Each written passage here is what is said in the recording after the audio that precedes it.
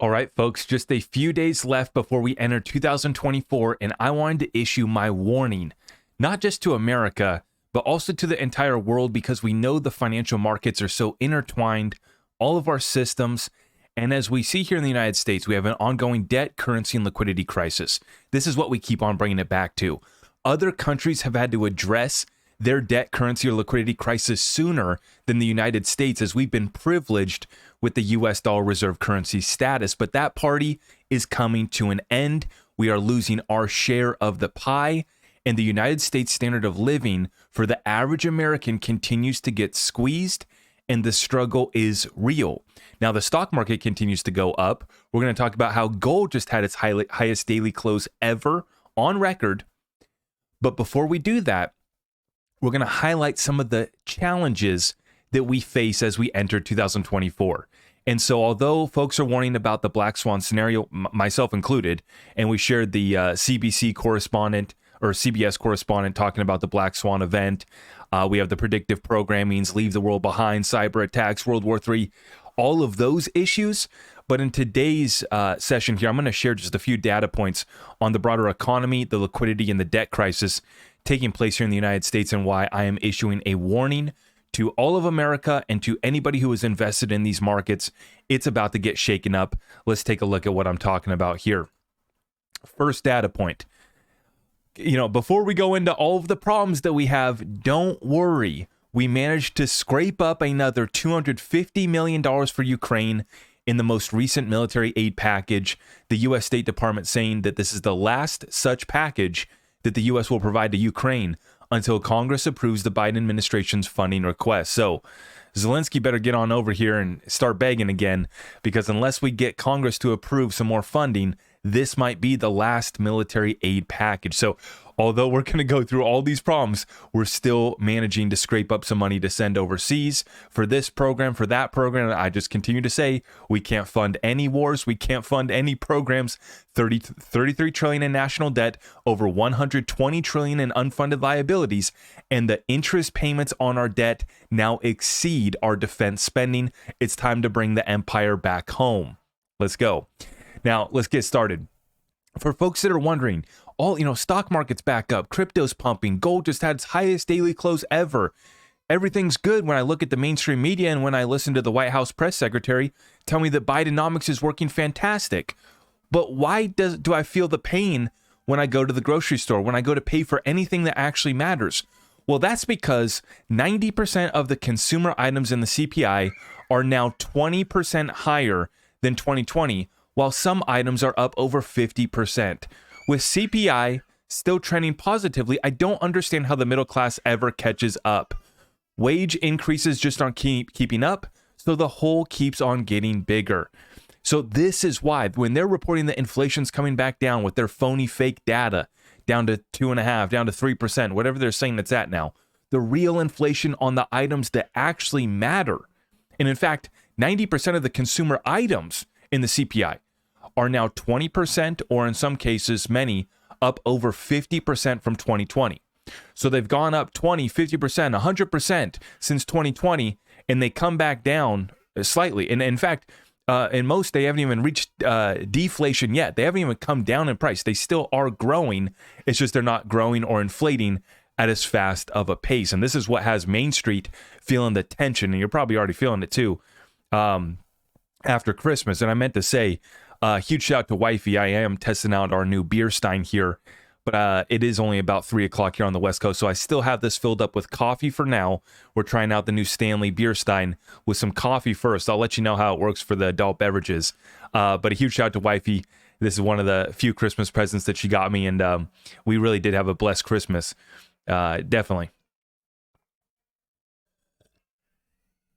But with that being said, everything around us increases in price, and we take a look here at some of the further data points. The U.S. yield curve, 10-year minus the 3-month, has now been inverted for 427 consecutive days, the second longest streak in history. Will likely become the longest inversion ever in February of 2024. So this is going to be the longest yield curve inversion in the history that we've ever had. But yet folks still think that we're going to avoid a recession, when almost 99% of the time when we get these yield curve inversions, it always leads to a recession. So we'll continue to watch that. Just another data point. We have the real GDI has only been negative once without the U.S. being in recession. When was this?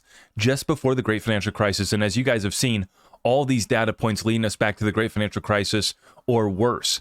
It is currently negative, and the only other time that it has been negative without us being in a recession was right before the Great Financial Crisis. So another data point. And this has only happened 3 times since 1947. Savings as a percentage of gross national income is now contracting. The last 2 contractions coincided with the 2008 financial crisis and the 2020 pandemic. High interest rates plus high debt environment is a strong headwind for the consumer. At this rate, major economic volatility is not far away. Now, I didn't pull up the excess savings, but when you look at the chart of the excess savings, Americans had, I think, over 2 trillion excess savings at one point after all of the money printing, after all the stimulus, after Americans didn't have to pay their college loans, after we didn't have to pay our mortgages, we didn't have to pay our rent, we didn't have to pay for anything, and we got free money. That's what led to the excess savings, but now we're rapidly, wiping that out, and we're set to run out of those excess savings by about March or April of 2024. Now, speaking of losses, the banks have now reached well over 650 billion of unrealized losses, and that did grow again in the third quarter per Axio. So we've been highlighting how if you're feeling the pain, if you got a position on your in your portfolio that's in the red, don't worry. Your situation probably is not as bad as the 650 billion of unrealized losses on the balance sheets of the banks here in the United States of America. It is not looking good out there, and it's actually looking worse. Speaking of running out of funds, the Federal Reserve is planning to end their Bank Term Funding Program, the BTFP, in March of 2024, exactly at the worst possible time, just like they did with the repo in January of 2020. BTFP provides liquidity injections into the banking system. Now, I know it's hard to keep up with this. We have the repo market. We have this new program. This program was rolled out last year during the banking crisis, or during this year, 2023, that we're now wrapping up. In March, when we had the banking crisis, they rolled out this program. This is another way that they were able to inject liquidity into the system, backstop all the system. And you recall, Janet Yellen said, well, if your bank is, systemically important, we'll backstop it. If not, we don't really care about you.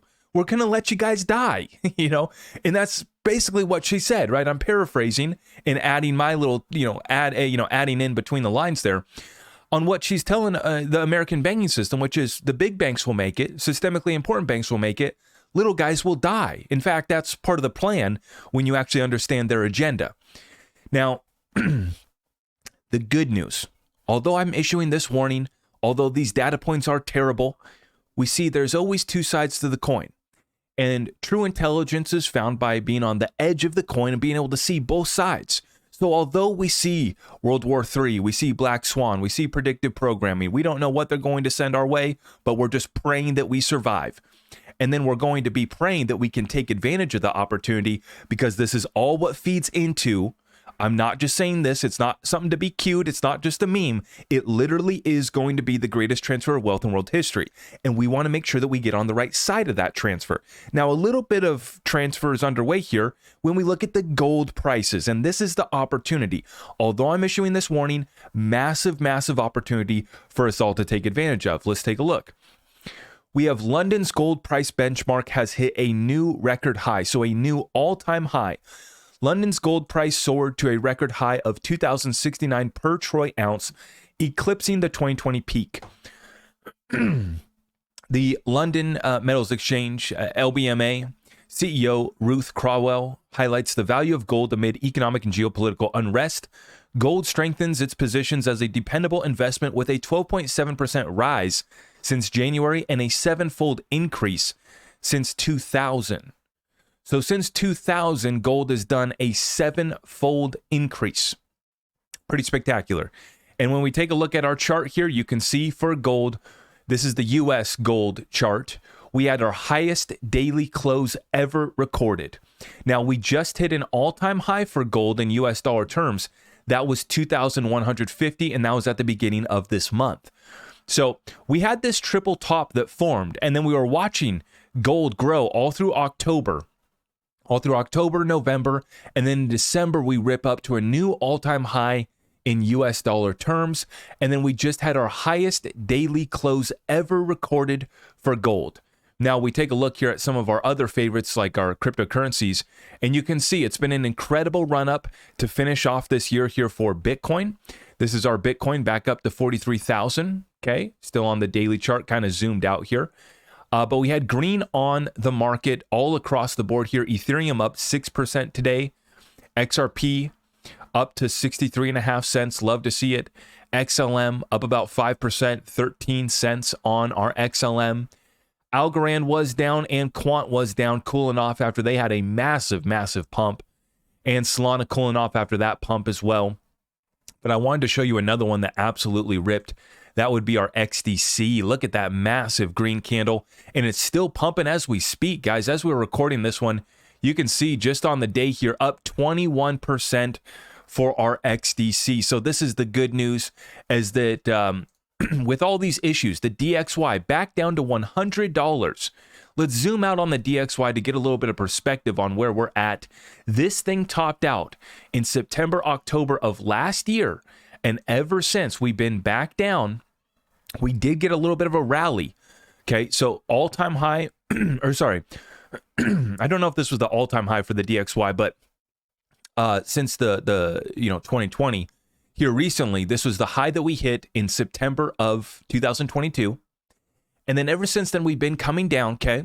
But then in the second half of this year, the dollar had a little bit of a rally, actually, right? Had a little bit of a rally.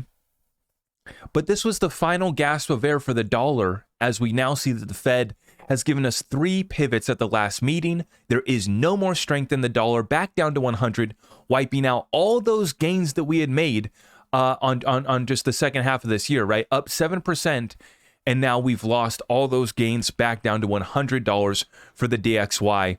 And we're going to see, because there is no bottom for this. Just like there's no ceiling for gold, we've gone into price discovery. There is no bottom on where this dollar can go other than that would be zero. And that would be resetting the dollar. We'll see, where we go from here. But I don't see any reason for why this DXY should be going up for here, because the Fed is already pivoting. They've gone dovish with the pauses. Next that comes in is going to be the cuts. And by the time the cuts come in, there's going to be blood in the streets.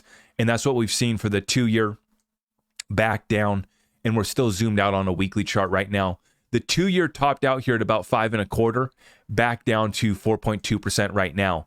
For the 10-year, it was up over 5%. And this is what took the mortgage rates up over 8%, but then they have been declining ever since, back down to 3.7%. And so we are expecting to see the mortgage rates fall. That is going to be interesting to watch.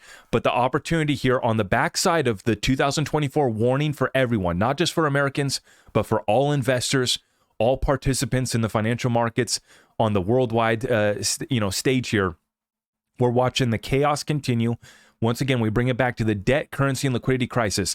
As long as they keep on kicking that can down the road, as long as they keep on printing that money, it's only going to, slingshot. When we go into price discovery on these suppressed assets like gold, like silver, like XRP, it's only going to take us further. The more that they kick the can down the road is the farther that they're pulling back that slingshot.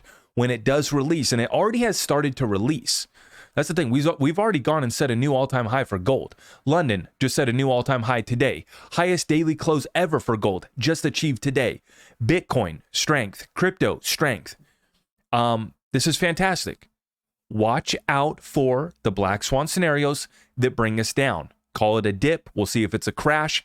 I'm going to be buying. I'm not here to tell you what to do, but I got dry powder on the sideline for the move that I expect that's coming in here shortly. But that is right before we continue this bull run, and the precious metals have already started. Now, I just had someone this morning, I was reading the comments, ask me about moving over a 401k retirement account, and who can we trust? Well, I have 2 trusted affiliates at my website, zachrector.com, for rolling over your 401k retirement account or for getting the metals shipped directly to you. So that's at my website, zachrector.com. We have 2 affiliates and they can both help you roll over a 401k retirement account. So go speak with them if you want somebody that you can trust and you want to get a good deal. And we actually just reported on it today. Walmart is now getting in on the precious metals action. They couldn't help themselves. They saw that Costco moved $100 million worth of gold, and they said, thank you, let's get a piece of that action. And now we have Walmart, which has basically set themselves up as an affiliate for the AP MEX precious metals. And so Walmart's now selling it. Costco's now selling it. My affiliates can beat the prices on both. So go to my website, zachrector.com, if you're looking to take advantage of that. Along with the precious metals, we have crypto wallets, we have crypto exchanges. And down below, there is a link for Link2. I know they're running a couple specials right now. So go check out that. When you use my link on down below, if you are new to Link2, you sign up using my link, you will get $500 towards your first investment. And the last deal that I'm going to mention is my deal. That would be save 13% on your Patreon membership when you sign up for 1 year. We're running this through the end of the year, so you have less than a week. Take advantage of it. Write it off with your accountant. Not here to give you tax advice or legal financial advice, but go talk to your accountant about being able to write off your Patreon expense. We have many people in our community that are taking advantage of that. So through the end of this year, save 30% on your Patreon membership.